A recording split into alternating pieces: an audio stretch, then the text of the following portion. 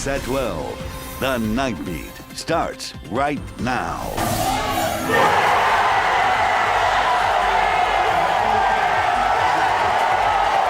Listen to those Spurs fans partying like it's 1997. And why not? The Spurs get the first pick and the bar is picking up the tab. Yes, Spurs fans, the improbable has happened again. Robinson, Duncan, and now Wembanyama.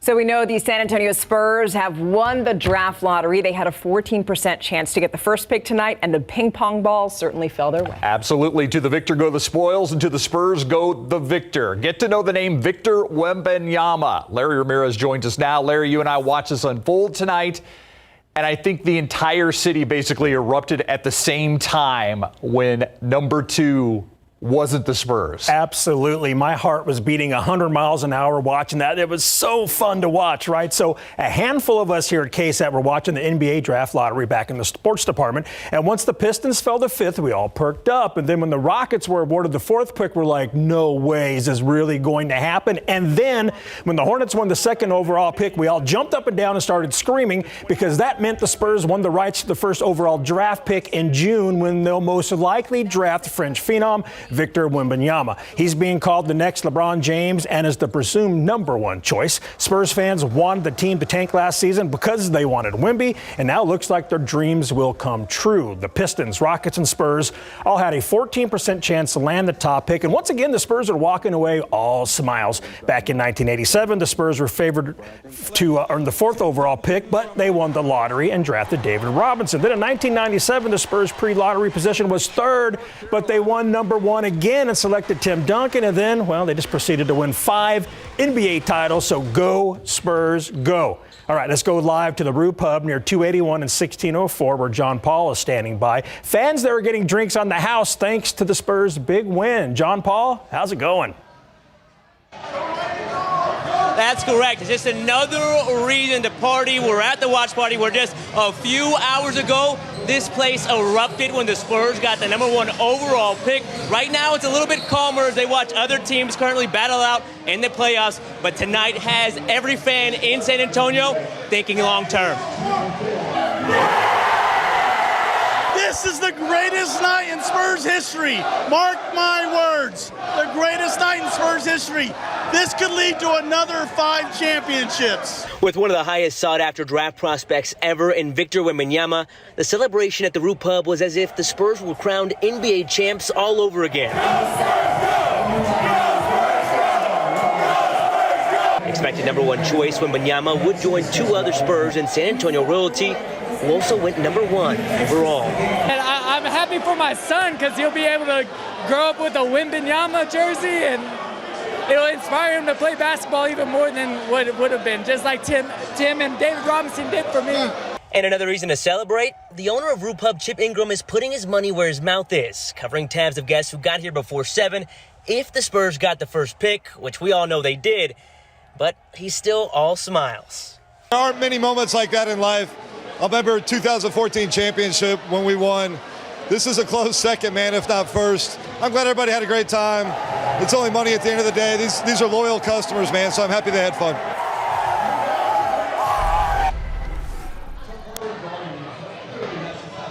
And back out here, the fun continues. All the fans here are ready for this current NBA season to wrap up and for next year's to start and see what this number 1 pick can not do only for the Spurs, but also the city of San Antonio. Before I toss it back to you guys, I think the fans here have something they want to tell you guys.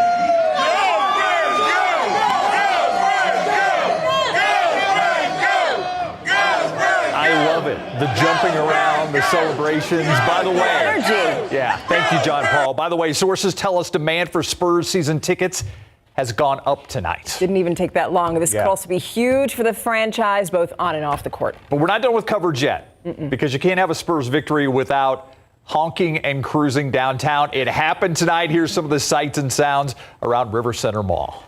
Come on, man! Let's go! Race for size! Here we go!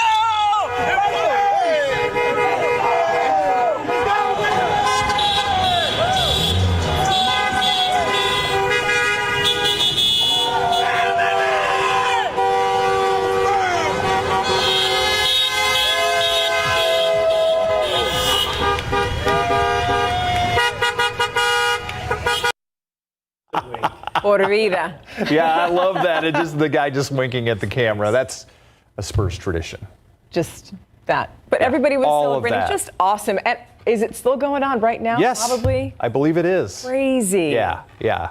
And doing it all, in the wake of rain showers that went through earlier. Adam Caskey joins us now to talk about the weather. Many things to celebrate, right? Number one pick, we get more good rain across our area. This is nice. Now, the rain has come to an end. The last shower that was left over tonight was LaSalle County here around Cotulla and just a little bit eastward, and it really just dissipated over the past hour. Otherwise, locally, all the action has come to an end. So once you lose the daytime heating and the sunlight, the sun sets, then you lose the energy, and all this is just a little bit of clutter that's out there on the radar screen. Let's talk about rainfall totals. Check this out.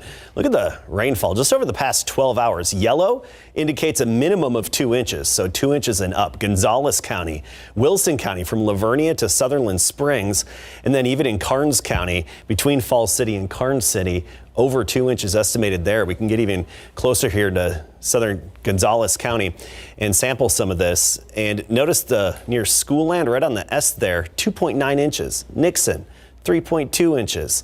Smiley, 2.1 inches. You get into northeast Bexar County and 2 inches as well, even on parts of the south side.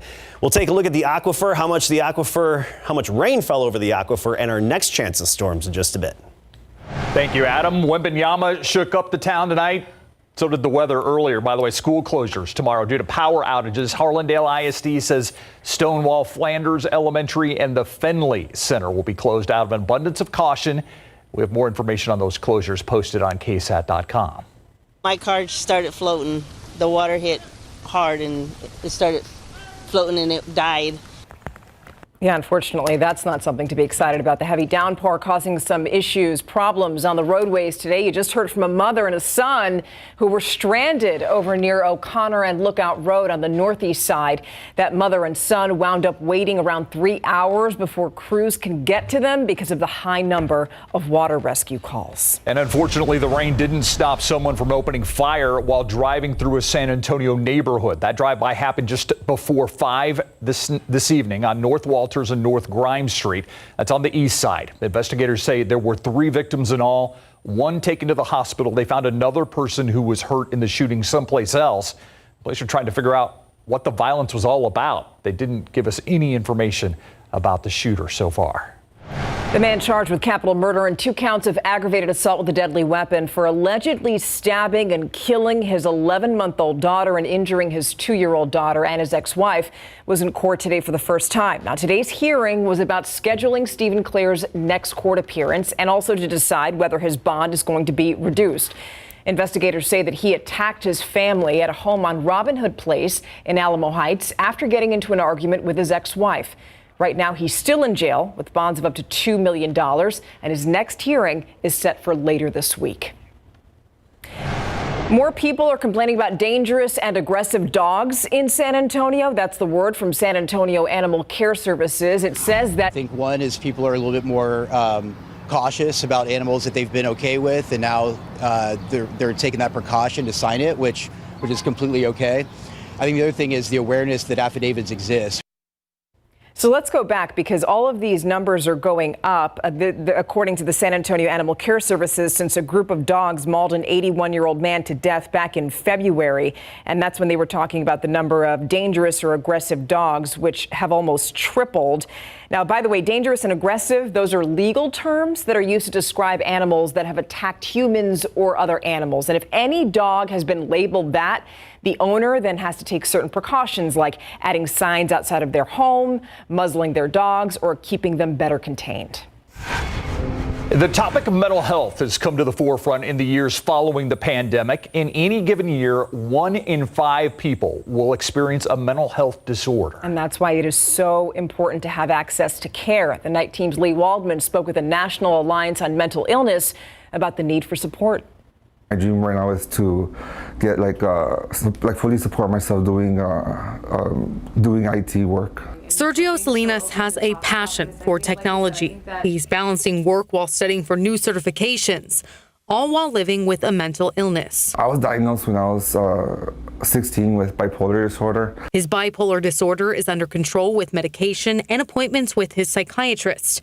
But Salinas says it's his support system that really makes the difference. I feel it's definitely possible to live like a healthy, productive life, but definitely like having a strong support system and somebody that really has your best interest at heart is really imperative for that. Part of that support system includes NAMI, the National Alliance on Mental Illness of Greater San Antonio. Doug Beach, the executive director, says they provide grassroots family support. All our programs are free to the public, and we like to get the public knowledgeable about mental health so that they don't face a crisis. NAMI offers peer-led mental health education and support groups for individuals and families. They also have what they call a warm line for people in crisis or who believe they have a family member who is. It makes it easier for people, hopefully, for people to call and begin that conversation about whatever is going on in their life that may have a mental health impact. The warm line is open during their normal business hours. It's 210-734-3349. Beach and Salinas both hope that people dealing with mental illness or who have a loved one dealing with it know that there's hope. There's hope. NAMI's here, and the resources that we do have in the community, the people do care, and they want to help you. Lee Waldman, KSAT 12 News. Baby, we're back! We're back in action! No more losing! Something big for Spurs fans to cheer about. San Antonio now in the driver's seat to pick the NBA draft's top prospect, and that's Victor Wembanyama. Larry's going to join us again in a bit with the message from Wemby. Also, warmer weather is here and school's almost out, and that means that your kids are going to want to head to the pool. But are they ready to go swimming? What every parent needs to know about safety. That's after the break.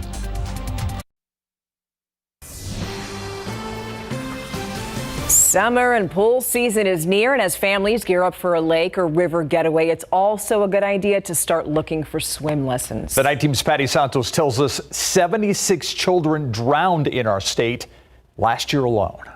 Soon, the San Antonio Natatorium will be packed with children paddling away, learning to swim. Learning how to swim is not just a hobby, it's a life-saving skill. According to state data, 76 kids drowned in Texas last year. The map by the Texas Department of Family and Protective Services shows us some of those deaths occurred in Guadalupe, Gonzales, and Uvalde. 88% of children who participate in formal swim lessons are actually less likely to experience a near drowning or drowning event in their life. According to the CDC, drowning is the #1 leading cause of death for kids 1 to 4 years old and second leading cause for kids 5 to 14 years old. All 3 deaths in our area last year involved kids in those age groups. So for us and anyone who's near water, whether you intend to be around water or not, it's really important to have those skills, right? And to learn a skill set. That's why the city of San Antonio tries to make lessons affordable to as many families as possible. We have started several programs that provide free opportunities to participate in group swimming lessons. Even with those strong skills, the National Park Service warns, don't overestimate your swimming abilities and underestimate the power of moving body water, like rivers and streams. 6 inches of water with a strong current can be strong enough to sweep someone downstream. Patty Santos, KSAT 12 News. Right now, we're going to take a live look outside. Okay, that's near our airport. I was expecting to see a lot more lights there since so many people were downtown. Maybe they're still downtown. No, I think they are still downtown. Yeah. They are circling. These are Spurs fans. They're partying all night. Yeah, they're not here. They're not in this picture. Yeah. They're circling Commerce Market. It's been so long since we've heard those honks. It's great. Feels good, doesn't it? Yeah. I wonder how many confused tourists we have, too. What is going on? All this honking. Yeah. Well, now they know. Welcome. That's right. Love it.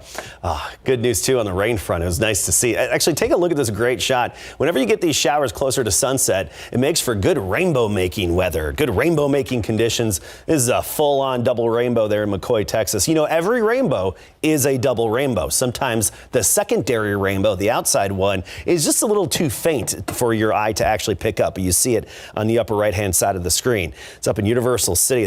Look at one of the thunderstorms there. And then, unfortunately, we had some issues. Deer Creek, Cibolo earlier today. And this is the Julia Lates Semmes Library at Comanche Lookout Park, where I saw radar estimates of 1.8 inches. That was right on the edge here of this heavy swath that fell right along I-35 and 1604. And even Bulverde northward to Spring Branch, about 2 inches estimated. Congratulations. Just south of Highway 90, we've got 2 inches estimated just south of downtown. But this is that main swath of about 2 to 2.7 inches in this yellow area. You got Topperwine, Nacogdoches here, 1604, Rolling Oaks Mall, Live Oak, Selma, Racetrack, and good soaking rainfall. It's nice to see this. And then if you really quickly go down to the south side here, there we have it near Harlandale High School, 2 inches, and even Malone Avenue and I-37. So it's good to see some good soaking rain. Here's the big picture. And you look at the radar over the past 8 hours, you see those showers that really filled in nicely, and they really overperformed and gave us some good soakers. And I don't foresee as much rain in the days ahead. Really, I don't think our next real opportunity is until this upcoming weekend. Remember the swirly-whirly pattern we were talking about? Very unique pattern we've been in since this weekend. Well, the blocking high moved from Mississippi now down to Florida. It's moving away, so it's opening the flow again. We don't have a backlog of these little swirly disturbances up above us. In turn, that's going to put a dent in our rain chances. So 10% chance tomorrow afternoon, basically negligible. 0% Thursday and Friday. Then this weekend, we'll see a little shift in our pattern and we're back up to 30%. Okay, quick look at our aquifer. Got to go over the zones really quickly with you. The recharge zone right here, northern Bexar County, stretches west to east and up into Comal County. That's this purplish blue area. And then the contributing zone. This is where we really want the rain to fall. And you look at the rainfall estimates over the past 7 days, and they're on the order of 4 inches in some parts of the recharge zone and the contributing zone. So that's good to see. And our drought monitor, which will be updated on Thursday, just showing the most extreme and exceptional drought, the 2 worst categories, San Antonio and up into the hill country, even toward Hondo. 7-day rainfall on the order of 4 to 6 inches in some parts of this area. So this is good to see. So much to celebrate. I love it. It's a good feeling. All right, today, 87 was our high. We had 0.07 of an inch of rain officially at the airport, but as you saw, higher amounts elsewhere. 68 right now, and pretty simple the rest of the night. Partly cloudy, 65 in the morning, 87 tomorrow afternoon, a mixture of sun and clouds, and okay, that 10% chance of a stray shower. 85 in Helotes Canyon Lake, 86. Nixon making it up to 87. Nothing but sunshine Thursday and Friday, back near 90 those days, probably low 90s on Thursday. And then those 30% chances, some isolated to widely separated showers could be possible at times this weekend. We're winning, Adam.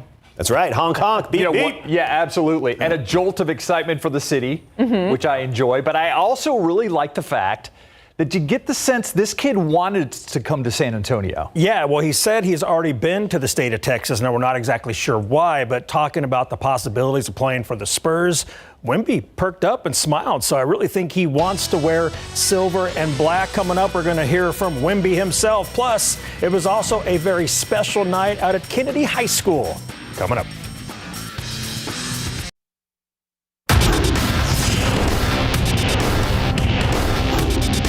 The Charlotte Hornets. And that means that the #1 pick in the 2023 NBA draft goes to the San Antonio Spurs.